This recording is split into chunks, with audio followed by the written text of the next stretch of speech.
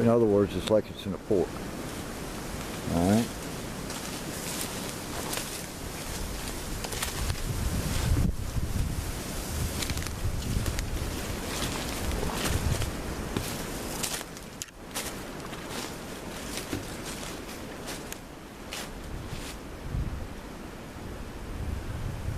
Now see, I could walk back that way, hit the main trail and go up, but what I'm going to do is I'm going to go right here and follow it straight. It's going to bring me out right next to where my Jeep is.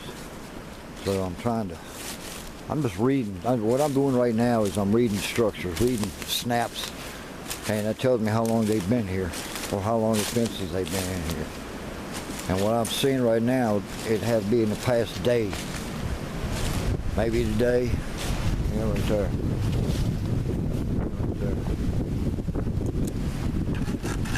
That's fresh. That's probably about a week old. Let's see, they come through here.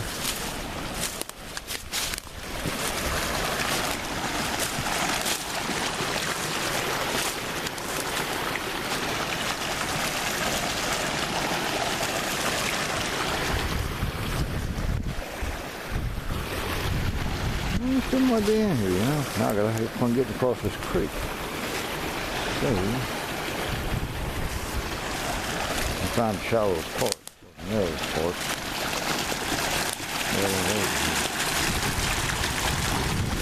Ah, dang it!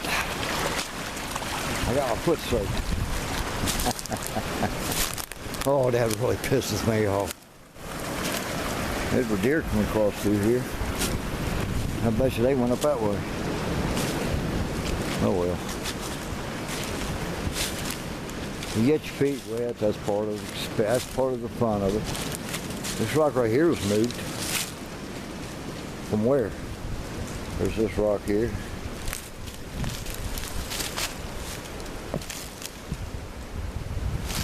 Where was it? There's no place for that rock to be set in here. Huh? Interesting.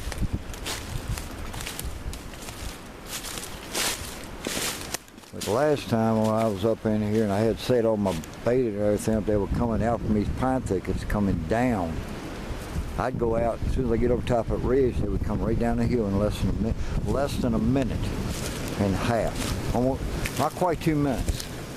They would come right down to the recorder, start messing with the recorder, but they would leave the camcorder alone. All right, there's another break right here. That's an old one. But if you notice, on a locust, when the locust rips, they'll leave a couple little strands to hold on to. It holds the tree together. And a tree is flexible. You got your softwoods like maple, pine, birch, cherry. Then you got your hardwoods, red oak, white oak, black oak, walnut, hickory. You know, and I've noticed just in my area that maples, pine, and wild cherry and sucker locust. Sucker yellow locust, in other words, that's a softer. Locust is hard. You got yellow locust. Yellow locust is one that's got the thorns on it about 2 or 3 inches long, but it's a hardwood, but yet it's a softwood. It's kind of like in the middle, you know. Here, let me show you something over here I've been seeing. They've been in here. Oh Lord, this is fresh. This one right here is fresh. Yes sir, buddy. Yes sir. This is fresh. Look at this right here. Look at that right there. Look right here. Look at that. That's fresh.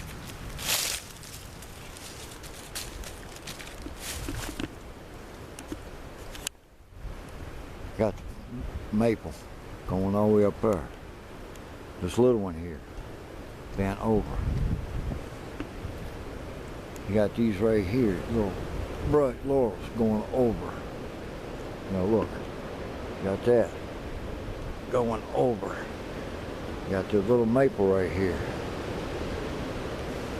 Let's see, where's it at? Right here.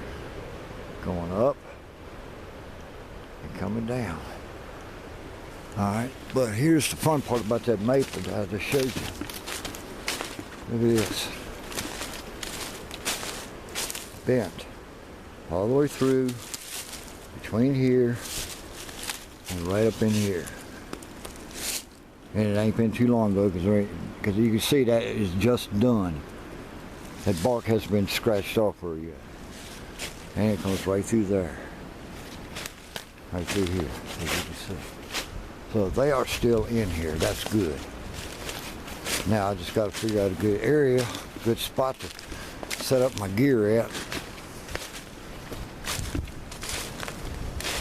Very, very interesting. But you know, you get to a certain point, and then nothing. Not a thing. You won't see no tree bends, no breaks, no nothing. It seems they're staying in a certain area. But I know right now that juveniles, they're probably, I'll say they're probably teenagers by now.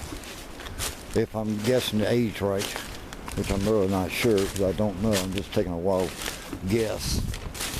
I'm no herpetologist. I look, I figure stuff out. Everything's got an explanation. I know the difference between nature doing stuff and something doing something else. You know, because there's no way that nature can weave a tree in between a bunch of other little trees. Look at this here. Yes. This one right here was bent. It was twisted back this way. Okay. Let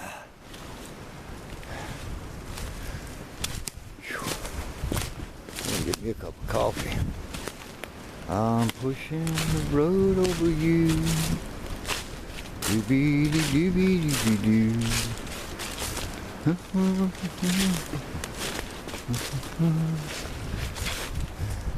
Now I'm coming to the area where I'm gonna stop seeing everything. It'd be like there was nothing here. I mean, there's no tree structures, everything's back in the thicket and pines, but I'm gonna go down toward the trail and walk it up anyway. I'm just gathering information in my brain. Everything. Well, you know, I'm seeing a lot of stuff, but a lot of stuff is new and a lot of stuff is old, you know. Okay, back on my trail here.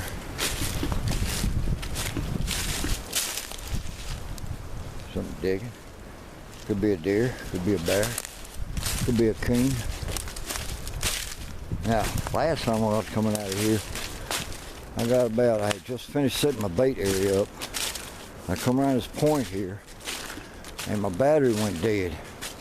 And a rock was thrown from over there, and about 8-10 feet up in front of me, 15 feet, a rock hit a small tree, big as this pine right here. I'm like, damn, they a good shot. But they wanted me out of the area so they can get to that bait, so they can get to the peanut butter. Okay, I can see that. Now, I'm coming out, and probably about right here is where they start coming down from back in there, back in the area there, coming down just right over that little lip right there. They come down, they go right straight to the bait area. And the big ones will be over here watching me. They'll be laying on the ground behind, because we got a lot of down logs back there. And they'll be down behind them logs. Everything. So they got a pretty good eyeball on what I do when I come up in here. So there's no way I can set something up and get away with it. And, you know.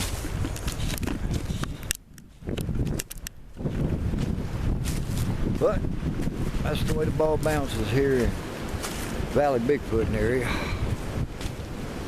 I'm just doing my yearly checkup on this area here, so something tells me if we're still here, I gotta start setting some cameras up and stuff like that. But I gotta do it They're so goddamn sneaky though, you know. It's kind of hard to set anything up with and get away with it. That's the hard part of it, you know. I mean, they're just that damn good, you know. And they learn a lot of stuff that you know, like I'll be out here, I'll be setting my bait up and stuff, and I do things a certain way, and a lot of damn they don't figure it out. They figured out that when I left the camcorder and left my audio recorder, they knew exactly what to mess with, and they knew exactly how to get around that camera without being seen. The hearing part, they didn't get away with that, but they got away with everything else. And I gotta admit it, they're good. But as far as cloaking and stealth, I can see stealth better. That makes more sense because they're a predator. Humans are predators, but we do things in different ways. A squash does it for survival. It's like that guy out in Oregon said. He walked into an area out behind his house, and he could hear them around him, and he started hearing knocking. They were communicating back and forth where he was at and how they can get to him. So that tells me that they do it everywhere, not just out in Oregon, Washington State. They do it on the East Coast, they do it on the West Coast. And believe it or not, there's starting to be more concentration on the East Coast than there is the West. Now up in the corner of Washington State, they're polluted with them.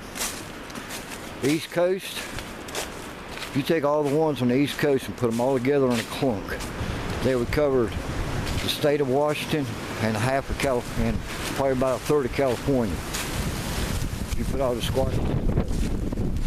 But you know, that's just a theory that that scientists are using to find out exactly how many. I guess you're going by sightings. You know, you got Virginia, West Virginia, Tennessee, Kentucky, Maryland, Ohio, Massachusetts, New York, Vermont, Maine, stuff like that, you know. We're taking all the sightings and combining them all together and finding out exactly what percentage is where and how many is where and everything, you know. That's the only thing I can that's the only thing I can figure out. So, anyway, I don't know. I'd run out of things to say. Huh, it's unusual for me. Anyway, this is Freddy 59100, and I should be back in touch before sooner or later. Before I get out of here, I might see something that fascinates me and I want to show y'all. So, anyway, this is Freddy 59100.